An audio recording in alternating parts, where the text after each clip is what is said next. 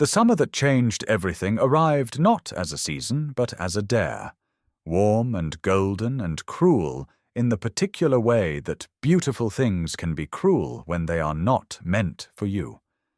It arrived in the form of an invitation, ivory-edged and embossed with a crest that Nora's friends pressed between their palms like a relic, passing it around the brunch table with reverent fingers, while Nora sat at the far end, her teacup untouched, her smile fixed into the expression she had spent 27 years perfecting. The expression that said, "I am fine. I have always been fine. Do not look too closely." The invitation was to the Ashwell Garden Party, an annual affair hosted by the Countess of Dunmore on the grounds of her estate, and this year, as the gossip columns had breathlessly reported for a fortnight, it would be attended by His Royal Highness Prince Callum, second son of the King, rumoured to be in search of a wife. The women at the table were Nora's oldest friends, which is to say they were women who had known her long enough to have accumulated a precise and practiced vocabulary for her diminishment. They did not do it with malice, or at least they had convinced themselves they did not. They did it the way one breathes, without thought, without effort, simply because the air was there. Outside the window, the city moved through its August business.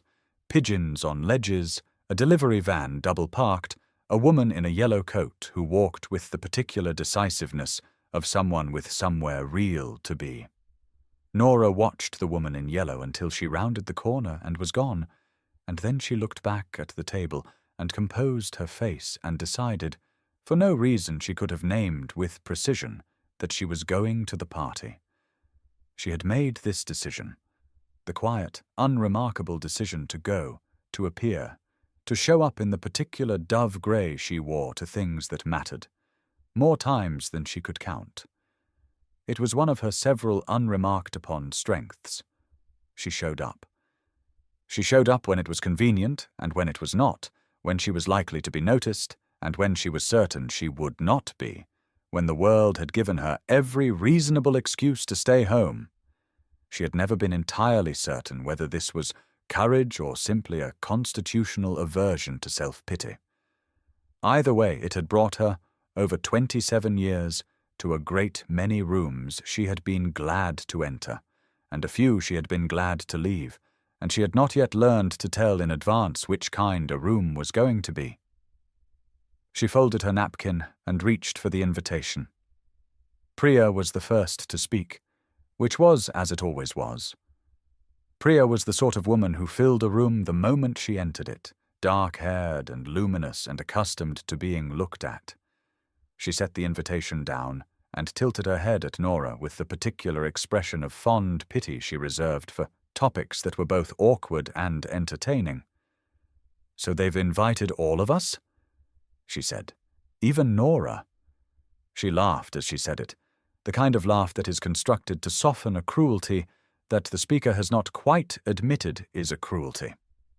The others laughed too, because that is what happens at tables like that one, around women like Priya. Laughter is a tide, and it carries everything with it. Nora lifted her teacup and drank. She had learned long ago that tears were exactly what they wanted, and she had decided long ago not to give them the satisfaction. She was not beautiful in the way the word was used at that table. She was not remarkable in the way the word was used in that world. She was tall and pale and quiet, with grey eyes that noticed too much, and a mouth that said too little, and she had the kind of face that people looked past rather than at, not ugly, simply unspectacular, in the way that practical things are unspectacular. A good coat, a well-made chair, a house that keeps out the rain. Her friends were spectacular. Priya was spectacular. Lena was spectacular, with her copper hair and her laugh that rang like something expensive breaking. Even quiet Meera was spectacular in the understated way, with her sculptor's cheekbones and her habit of saying nothing until the precise moment when nothing was exactly right. Nora was the one who remembered birthdays and kept the reservation and noticed when someone's smile did not reach her eyes. She was useful. She was reliable. She was, as her friends sometimes said with enormous affection that landed like a pat on the head, the heart of the group. She had come to understand that being the heart of something meant being the part that worked without rest and was only noticed when it stopped. She had been single for 2 years, following the quiet dissolution of a quiet engagement to a quiet man who had looked at her one autumn evening and said gently that he did not think he was in love with her, and that he was sorry, and that she deserved someone who was. She had thanked him, which had confused him. She had been practical about it in front of everyone, and had cried about it precisely once, alone, with the windows shut. Her friends had been kind in the immediate aftermath, in the lavish, slightly performative way of women who are relieved it has not happened to them. 2 years on, the kindness had curdled into a running joke. Nora and her solitude, Nora and her cats, Nora and her sensible shoes, Nora who was lovely, really, once you got to know her, who would make someone a wonderful partner eventually, who simply hadn't found the right person, who was perhaps, and this was said with such warm, concerned faces, perhaps not trying hard enough. She drank her tea. She smoothed the napkin on her lap. She said, with the pleasantness of someone who has had years of practice, "I'm looking forward to the party." And Priya had smiled. And it was the smile of a woman who had already decided how the story ended. And in that story, Nora was a background detail. The Ashwell estate sat at the edge of the countryside, like a sentence that had been beautifully begun and never quite finished, grand limestone columns framing a portico from which the paint had begun its slow withdrawal, rose bushes that had once been architectural and were now merely ambitious, a lawn that stretched toward a distant ha-ha with the particular confidence of old money that no longer needed to prove itself. The afternoon light was the particular gold of late summer that makes even ordinary things look significant, and Nora had taken a moment at the gate before her friends swept her forward to simply breathe it in. She was wearing dove grey, as she almost always wore, a colour Priya had once described, in the tone of observation rather than criticism, as sensible. Priya was in scarlet. Lena was in emerald. Even Meera had worn a dusty rose that did something extraordinary to the light around her. They arranged themselves in the garden as women like them have always arranged themselves at events like this one, with the unconscious precision of birds landing on the most advantageous branches, and Nora found herself, as she nearly always did, at the edge of the arrangement, the one who held the extra wraps, who remembered where they'd left the programs, who smiled at the servers and said, "Thank you in a world where thank you to a server was an act quietly considered eccentric." The garden was magnificent and indifferent, the way gardens of that size always are, too large to be intimate and too beautiful to be ignored, and it moved around its guests with the slow grace of something that has survived many parties and expects to survive many more. She had not expected to see the prince. She had come because the alternative was to stay home and be told later, in careful detail, everything she had missed, and because some stubborn, quiet thing inside her had simply refused to be the woman who did not go. But she had not expected him to be as he was, not merely handsome, though he was that in the severe architectural way of men who have been weathered by something internal rather than external, but still and watchful in the way of someone who had learned to observe before engaging, who had perhaps learned that engaging carelessly was a luxury he could not afford. He stood apart from his attendants with the ease of a man accustomed to rooms arranged around him, and his eyes moved over the garden with the expression of someone cataloguing exits. Nora recognized that expression. She wore it herself, at every party. She was watching the roses, a climbing variety that had taken over an old pergola with cheerful disregard for the design it had been given, when she heard Priya's voice shift into the register she used when something important was within range. "Nora had a prince to catch," Priya said, loud enough to carry, to a cluster of women who laughed with their mouths open. "She means herself, of course." Someone added, "Nora couldn't possibly." And then the laughter again, that tide, carrying everything. Nora did not look up from the roses. She traced a single bloom with one fingertip, not quite touching it, and she thought, "They are beautiful, and they do not know they are beautiful, and that is precisely why they are." She did not know that she was being watched. She did not know that 10 feet away a man had turned from the careful choreography of a royal garden party and had seen her, not the rose, not the gesture, but her face in the moment before she composed it, the unguarded seconds of private thought, the way a person looks when they believe no one is looking, and they have simply decided to be themselves. Prince Callum had been told what to look for in a wife. He had been told it in careful, measured language by advisers who spoke about legacy and alliance and the optics of a modern monarchy, with the grave efficiency of men who had reduced human lives to favorable press cycles. He had been looking dutifully, with the part of himself that had learned to be dutiful, and he had found nothing that had not felt, underneath the beauty and the charm and the impeccable presentation, like a performance being delivered expressly for his benefit. He was very tired of being performed at. He had attended 11 functions that season with the express purpose of making this assessment, and at each one he had moved through the introductions with the attentiveness of a man who understood his obligations and the quiet withdrawal of a man who had ceased to expect them to yield anything real. He had spoken to beautiful women who wished to be understood and did not extend the courtesy in return.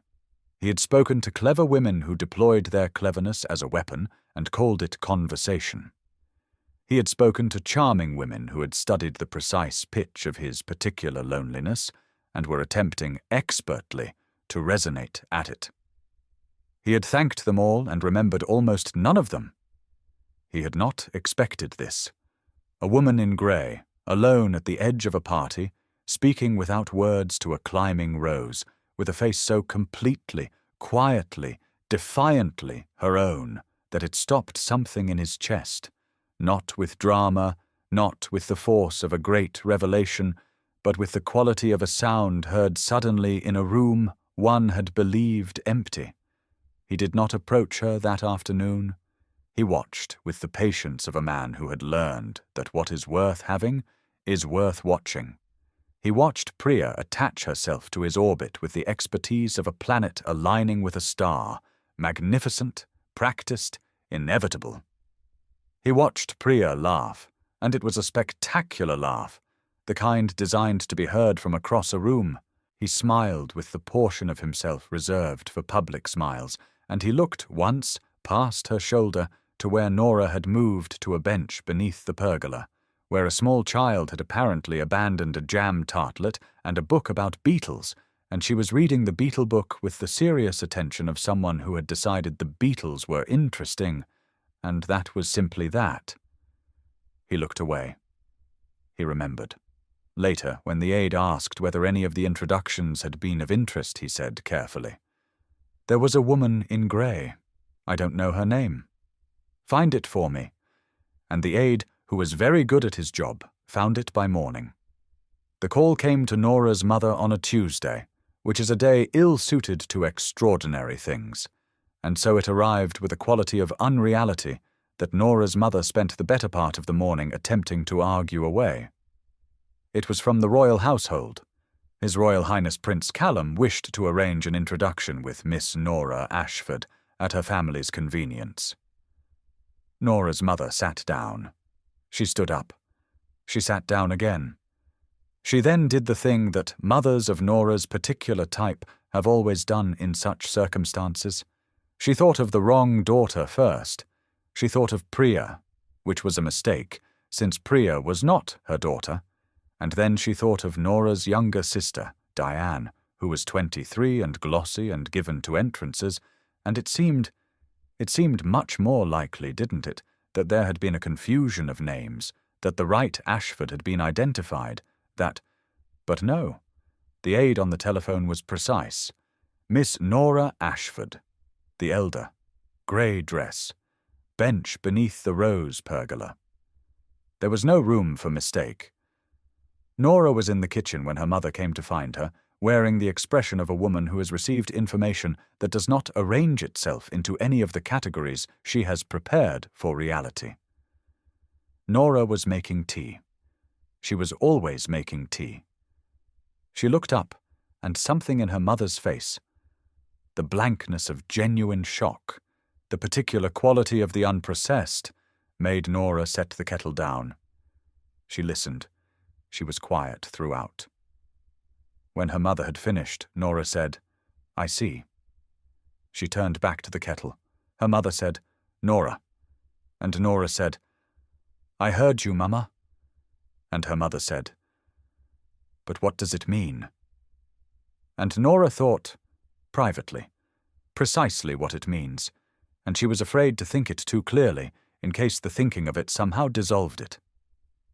She finished making the tea. She brought her mother a cup.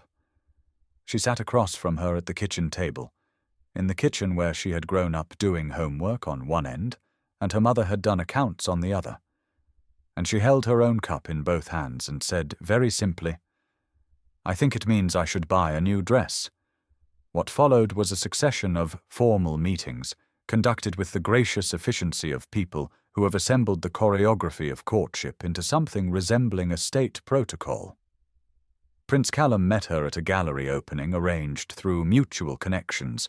The connections did not matter, they were a stage set, and he shook her hand with the precise formality of a man who is accustomed to handshakes meaning nothing. And he looked at her, and something shifted in his face, briefly, before the discipline closed over it. He asked her what she thought of the painting nearest them, a 17th-century Dutch interior with a woman at a window and dust motes caught in afternoon light. She told him the truth, that she thought the painter had understood something about ordinary moments being the ones that last, and that the woman at the window was not waiting for anything, she was simply being.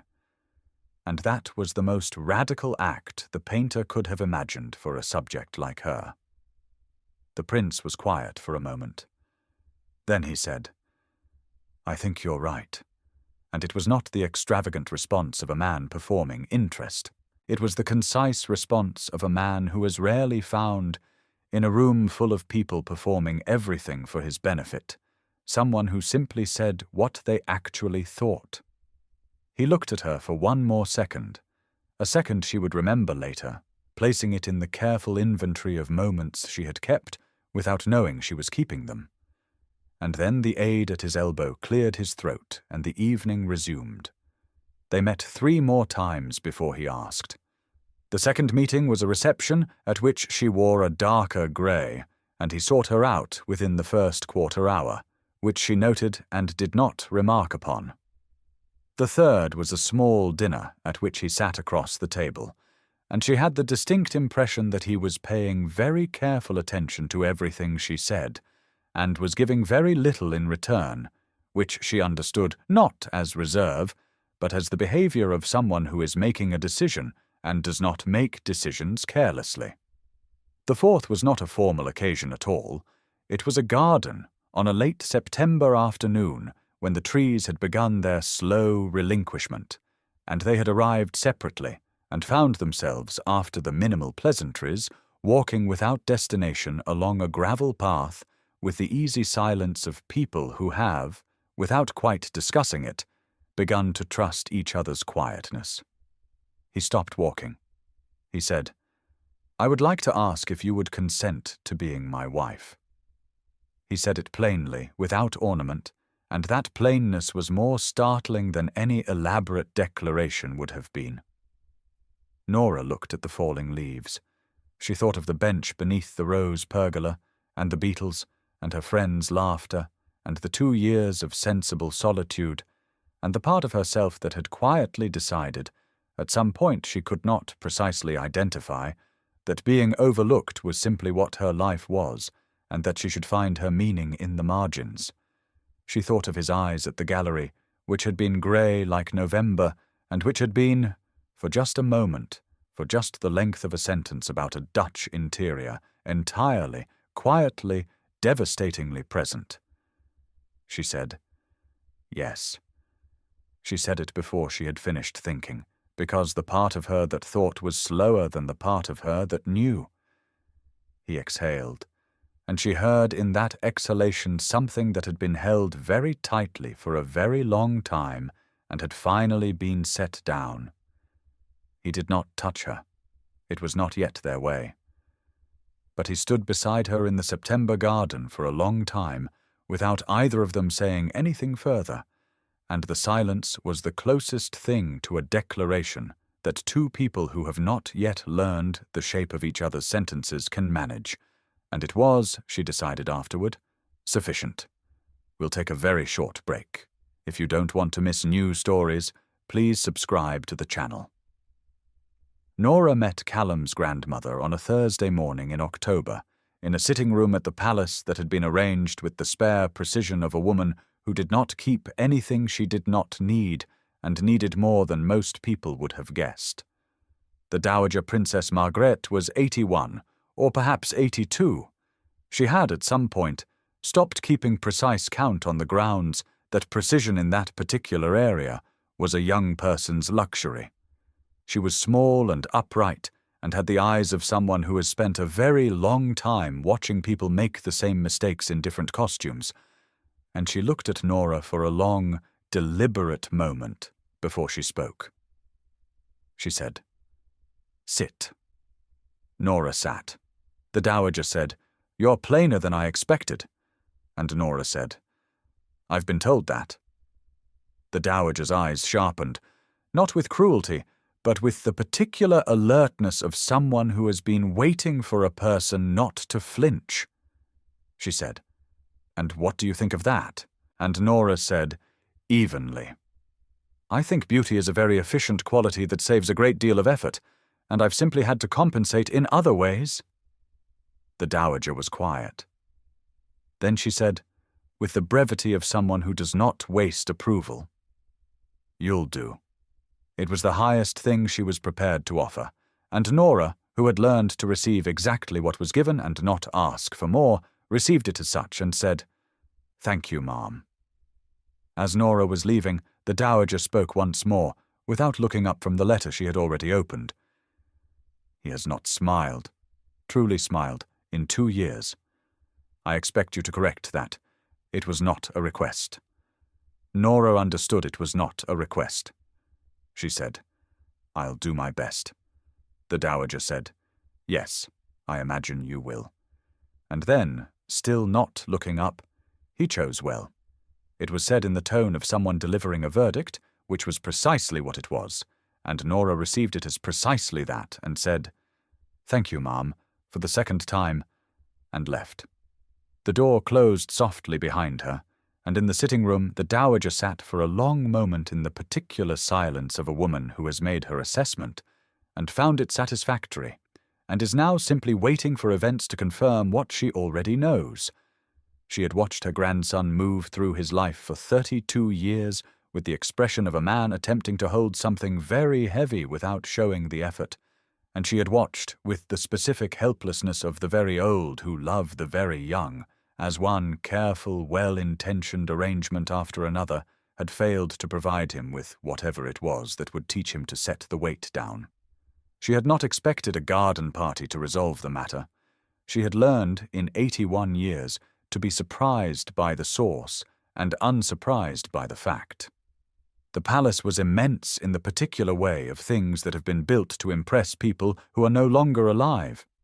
Nora moved through it in the first days after the engagement was announced, an announcement that had detonated through the social world like something geological, a shift that rearranged the landscape, with the careful attention she gave to all new environments, noticing which corridors got the morning light and which remained cold until afternoon, learning the names of the household staff who would look at her sideways in those first weeks, learning the specific silences of different rooms.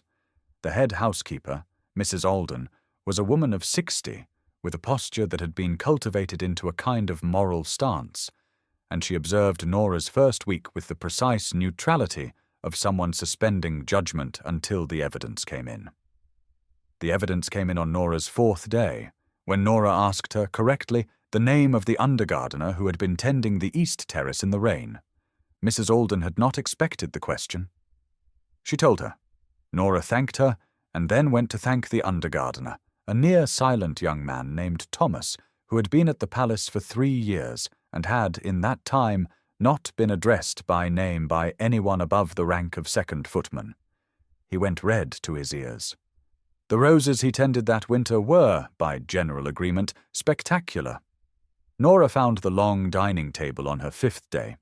It was in the formal dining room, a room of such architectural ambition that eating in it felt like a civic act, and it stretched from one end to the other like an argument, 22 chairs on a side, a distance of perhaps 40 feet between the chair at its head and the chair at its foot. She stood at one end and looked down its length, and thought of dinners conducted across that distance, conversation launched like expeditions, and arriving, if at all, somewhat winded.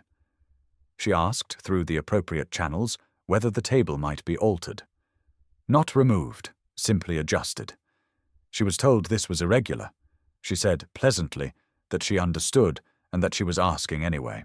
3 weeks later, the table was shortened by 12 feet, and the first dinner conducted at its new length was attended by the prince, who sat across from her at a distance at which conversation was simply possible, and who looked at the shortened table and then at her and said nothing. But the corners of his mouth moved in the way she had begun to learn. The almost that was his tell, the barely there beginning of something she hoped to see completed. They were careful with each other in those early weeks, in the manner of people who have arrived at a significant country, and being thoughtful about the customs. He was formal in the mornings, and less so in the evenings. She was steady throughout. She did not push at the cold places in him. She simply established herself as someone who wasn't going anywhere, which is a different thing entirely. She brought light into rooms by opening curtains he had apparently forgotten were closed.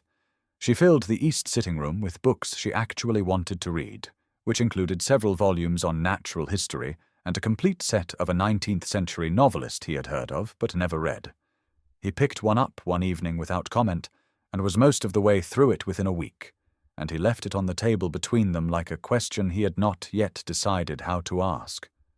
The East Garden had been shut for 2 years, for reasons no one had formally articulated but everyone understood.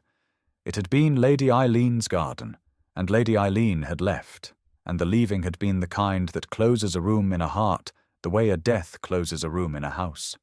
Not from anger, but from the exhaustion of what it costs to look at things that remind you. Callum had not spoken of her. He had not spoken of the garden. Nora had noticed both, and had filed them with the careful patience of someone who knows that some doors open when they are ready, and not before. She had, however, simply begun to tend the garden's edges, nothing dramatic, nothing declarative, simply ensuring that what remained alive did not perish from inattention. Thomas had helped, wordlessly, and with the dedication of someone who understood that some acts of care are not about the garden at all. The conversation came in December, on an evening when frost had crept along the inside of the east wing's older windows, and the fire in the small sitting room was doing its best work. He had been quiet for most of the evening, not the comfortable quiet they had begun to establish between them, with its particular texture of two people who have arrived at the same understanding from different directions, but the dense, particular quiet of a man sitting next to something he has not yet decided whether to say. She did not prompt him. She turned a page. She waited. He had set his own book down 20 minutes ago and had not picked it up again, which she had registered with the peripheral attention of someone who has learned to watch without appearing to watch. He said, "There was someone before." She looked up from her page. He was looking at the fire. He said, "She left because I couldn't, because the life was—" And then he stopped and started again, differently from a point further back, as though the approach he had first chosen was too steep and he needed a gentler path. He said, "I was not kind to her. Not cruel, but not kind. I was absent in every way that counted, and eventually absence becomes its own cruelty, doesn't it? The question was addressed to the fire, and to himself, and to her, in that order. He was not asking for absolution. She understood this. She said, "Yes, it does." He looked at her then, and it was the gallery look, the November grey look, fully present, entirely direct. And she held it steadily, because it was what the moment required, and she had always, in the end, been able to give what was required. He said, "I am trying to be different now." And she said, "I know, I've noticed." He said, "Have you?" Not a question, but the statement of a man who has been watching someone notice him and has not quite known how to hold that fact, who is learning, cautiously, to hold it. She said, "You said thank you to the kitchen this morning when you passed?" He was quiet. Then he said, "The cook's daughter was married yesterday." She said, "Yes." He said, "How did you know that?" She said, "I asked." He was quiet for a long time, looking at the fire, and then at his hands, and then at her, in the particular way of a man arriving at the edge of something and finding, to his considerable surprise, that it is not the drop he had anticipated. He said very softly, in the voice that was not the formal voice, not the public voice, but the one underneath both, "Nora." And she said, "Callum." And it was the first time she had said his name, his actual name, not his title, not his honorific, not the careful architecture of a dress that had stood between them like furniture in a room they had been learning to move around. And it fell between them like a key turning in a lock, and the moment hung, and was, and then was something they both carried forward into every room they entered together afterward. January brought the engagement season, and the engagement season brought a charity gala that Callum was required to attend, and the gala was in the city, and the city contained Priya. Nora had not seen her friends since the announcement. She had received texts, a cascade of them, each one a variation on the same theme of breathless, slightly desperate delight that landed, no matter how sincerely intended, with the quality of people discovering that the background detail had become the whole painting and needing to recalibrate quickly. She had responded warmly and briefly. She had not expected Priya to be at the gala. She should have expected it. Priya had always been very good at being where the light was. Priya was in gold that evening, which suited her enormously, and she had arrived with the ease of a woman who moves through rooms as if they have been assembled for her. She found Nora in the first 20 minutes and embraced her with the warmth of someone who has decided, in the intervening months, that they have always been this supportive, and she said, "Nora, you look—" And she paused, and her eyes moved over Nora's face and the deep blue-grey of the gown. And she said, "You look beautiful." And Nora said, "Thank you, Priya." And there was a second silence in which both of them understood that the word beautiful, from Priya's mouth, had never before been directed at Nora, and they both understood what that meant, and they did not say so. The evening was going well, managed and pleasant and slightly exhausting in the way of royal engagements to charity events, when the difficulty arrived in the form of a man named Julian Hartley, who was the sort of man who is always slightly in debt and slightly amusing and enormously useful to people who needed something damaging manufactured and disseminated with the plausible deniability of casual gossip. He had been recruited by someone whose interests were not served by the engagement. He had been given a story, a careful, credible story with just enough specificity to be believed, about Nora's past, about the quiet engagement and the quieter dissolution, and a version of events that had been rearranged into something that reflected very badly on her character. He began telling it at the edge of the room, which is always the right place to begin, because edges carry to centres faster than centres carry to edges, and within 40 minutes the story had travelled the room twice and arrived, in fragments and whispers, in Priya's ear, who had the particular misfortune of being standing very close to Nora when it arrived, and who had the worse misfortune of looking, for just a moment, like someone who was deciding whether to believe it. Nora heard it from the expression on a face across the room before she heard it from anyone's mouth. She knew what it meant. She had known this variety of attack since girlhood, the specific choreography of the manufactured story, the way people's eyes moved to you and then away, the particular quality of the sudden silence that has been filled with something about you. She stood very still. She found her glass. She looked at the room, and she thought of the climbing rose and the beetle book and the shortened table and Thomas's roses and a small sitting room warm with fire and a voice saying her name for the first time, and she thought, "This is the part where they find out what I am made of." And what she was made of held. Callum was across the room when the story reached his aide. He had been speaking with a cabinet minister about something that was not the story, and his aide had approached and leaned close and delivered the intelligence in 40 words. And Callum had listened without any perceptible change in expression, which was not the same thing as no change occurring. What occurred was a stillness of the particular quality that precedes decisive movement, like water before it turns. He said to the cabinet minister, "Excuse me." He crossed the room. It was a large room, and it was full, and the crossing of it took approximately 40 seconds, during which time the nearest observers would later describe the quality of that crossing in the imprecise, unanimously agreed-upon language of people who have witnessed something they will not forget. Deliberate, they said. And then, as if nothing else in the room existed, he stopped beside Julian Hartley. Julian Hartley's expression at this proximity was the expression of a man who has made several consecutive errors of judgment and is only now beginning to tally them. Callum said, in the voice that wasn't loud, but that carried precisely as far as it intended to carry, "I understand you've been telling people a story this evening. About my fiancé." Julian said, with the reflexive bravado of the suddenly cornered. "I was only," Callum said. "You hold a debt with Blackmore Partners." He said it as a statement of fact, without drama, without particular emphasis. Julian went very still. Callum said, "I'm aware of who asked you to be here tonight, and I'm aware of what you were given to say, and I'm aware that the account you've been circulating is false in every material particular." He paused.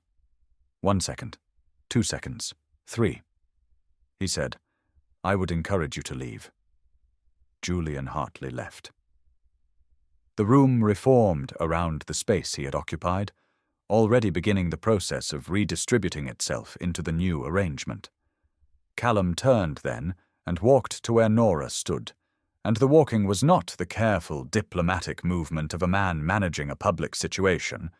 It was simply a man going to the person he wanted to be standing next to, and the directness of it was more telling than any speech. He stood beside her. He said quietly, for her alone, "All right?" She said, "All right." He said, "I'm sorry you had to hear it." She said, "I've heard worse." He said, "I know." And then, "You should not have had to." She looked at him, at the profile of the man who had crossed a crowded room for no reason that could be called strategic or advantageous, simply because it was the right place to be and she was there. And she thought, there it is. There it is. Priya found her at the end of the evening, near the coat room, in the careful privacy of a crowd that had thinned. She stood in front of Nora with the look of a woman who has spent several hours conducting an interior reckoning and arrived at an uncomfortable destination. She said, "I'm sorry." And Nora looked at her, at the face she had known for 15 years, at the gold dress, at the expression that was, for once, not performing. And she said, "I know." Priya said, "I should have." And then she stopped and said simply, "I should have." Nora said, "Yes." And then, because she had never been interested in winning what could not be unsaid, she said, "But you're here now. It was not absolution. It was something more practical, the recognition that people are, in the aggregate, more than their worst moment, and that she had known Priya long enough to know the best ones too, even if she had sometimes had to look harder for them. The formal settlement of everything that had been disrupted was the business of February, which handled such things with the grey efficiency of a month that does not aspire to beauty and gets a great deal done. The person who had sent Julian Hartley was identified, quietly, by people whose identification of such things was very thorough and very quiet. That person was not, in the end, destroyed. She was simply and completely finished, which is a different and more total thing. Priya called twice more, and was each time more entirely herself, less the performance of herself, and Nora found, to her mild surprise, that she was glad for it. Lena sent flowers. Mira sent a card with 3 words, I always knew, which was either a lie of the generous variety or a truth that had been dormant, and Nora found she did not need to determine which. Both possibilities were kind, and kindness, she had concluded, was worth accepting in whatever form it arrived. She and Callum were in the East Garden in February when she finally saw it.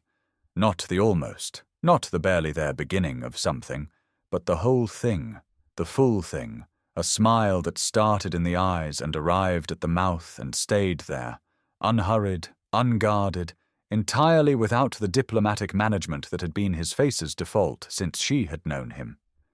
She was telling him about Thomas's assessment of the dormant rose canes, which ones could be recovered, which were beyond it, the mild ruthlessness of the gardener's art. And he was listening with the quality of attention she had come to know as his highest expression of presence, and she said something she intended to be matter of fact, and it was perhaps also slightly funny. And he smiled. She watched it happen.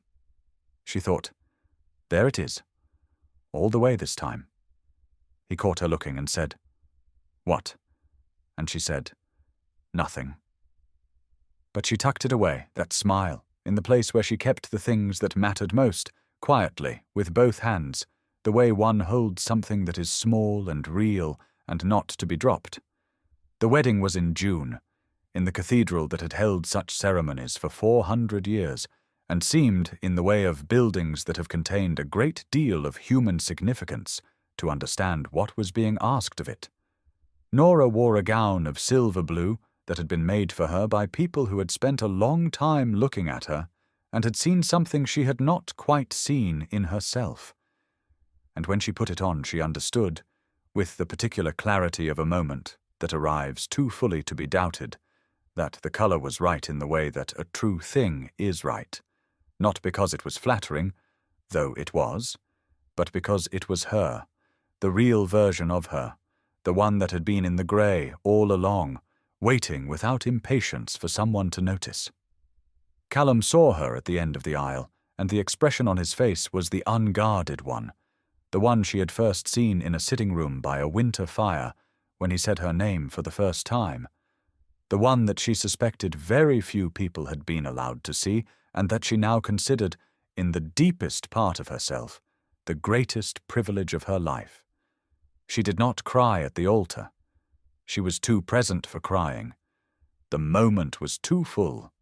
The tears came later, not from sadness, not from relief exactly, but from the particular overflow of a vessel that has been very carefully maintained for a very long time, and has finally been allowed to be more than just carefully maintained.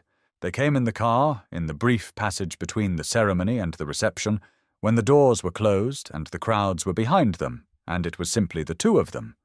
He saw them and did not perform surprise. He took her hand. He said nothing, because nothing was the right thing, and he had learned, had been learning, had been paying the kind of attention that looks like silence but is its opposite, what the right thing was. 1 year later, in the East Garden, the roses were extraordinary. Thomas had been proved right about which canes could be saved, and the ones that had been saved had repaid his faith with a prodigality that made even Mrs. Alden step outside on a morning in June and simply stand there for a moment with her hands folded and her eyes very slightly wide, which was not a thing Mrs. Alden typically did in working hours or indeed in any hours. The climbing variety on the pergola had performed what could only be described, in the language of gardens, as a comeback, and it had done so with the confidence of something that had never doubted it would. The long dining table had been replaced by one of a sensible length, around which, on a warm Sunday evening, the household gathered in the easy way of people who have learned to be easy with one another. The dowager at one end, sharp-eyed and dry and secretly content, occasionally delivering a remark so precisely timed that the table was still recovering from one before the next arrived. Thomas, with the slightly stunned expression of a man who has been formally thanked by a prince and invited to dinner in the same week, and has not finished processing either. Mrs. Alden, who had produced, for the occasion, a reserve of warmth she had been guarding for some considerable time, and distributed it with the careful generosity of someone aware it was a finite resource, and therefore not to be squandered. And Nora at the centre of it, which is where she had always been in the arrangements she mattered most to, though the world was only now learning to put her there in the arrangements that were visible. And Callum beside her, closer than the old table would have allowed, saying something into her ear that made her laugh, a real laugh, the unguarded kind, the kind that lives in the chest and arrives at the face without asking permission, and does not concern itself with how it looks when it gets there. If you had asked Priya or Lena or Mira about that laugh, they would have said, with the minor confusion of people updating a long-held map, they had not known Nora had it in her. They were wrong, of course. It had always been in her. She had simply been waiting for a room in which it was safe to use it, and she had found, in the end, that the room was not a room at all, but a person, and that the person had been paying attention to her from the moment she stood at the edge of a party speaking without words to a climbing rose, and had never quite stopped. There was a child, small and solemn and possessed of her mother's grey eyes, and her father's absolute confidence in his own importance, which balanced interestingly, sleeping upstairs in a room that had been filled with light and books and a mobile of small silver birds that turned in the afternoon warmth. The birds had been Nora's choice, the books had been Callum's, which had surprised her, and which she had not told anyone, because some things are private in a way that has nothing to do with secrecy and everything to do with tenderness. The house was warm, the garden was alive. The dust covers had been removed from every room and not replaced. A man who had once moved through his own halls like a guest in a house that had never quite become his, moved now through them like their inhabitant, their keeper, their home's own warmth. He was not the same man who had stood apart from his attendants at a garden party and catalogued exits. He was not the same man who had sat by a December fire and said I was absent in every way that counted, in the voice of a man making a confession to the only person he had decided could hear it. He was the man who had learned, from patient and unhurried instruction, that the heart of something is not what works without rest, and is noticed only in absence. The heart is what is tended, what is chosen, what is day by day in the small and the quiet and the entirely unspectacular returned to. Nora had not transformed him by force, or by stratagem, or by any effort more dramatic than simply being, consistently, entirely herself. He had been paying attention. That was all. That was everything. He was not lucky to have found her. He was simply, finally at last, not a moment before he was ready, paying attention. Thank you for listening to the story all the way to the end. Please tell us which city you're watching from and what the story made you feel. Don't forget to subscribe so you won't miss new stories.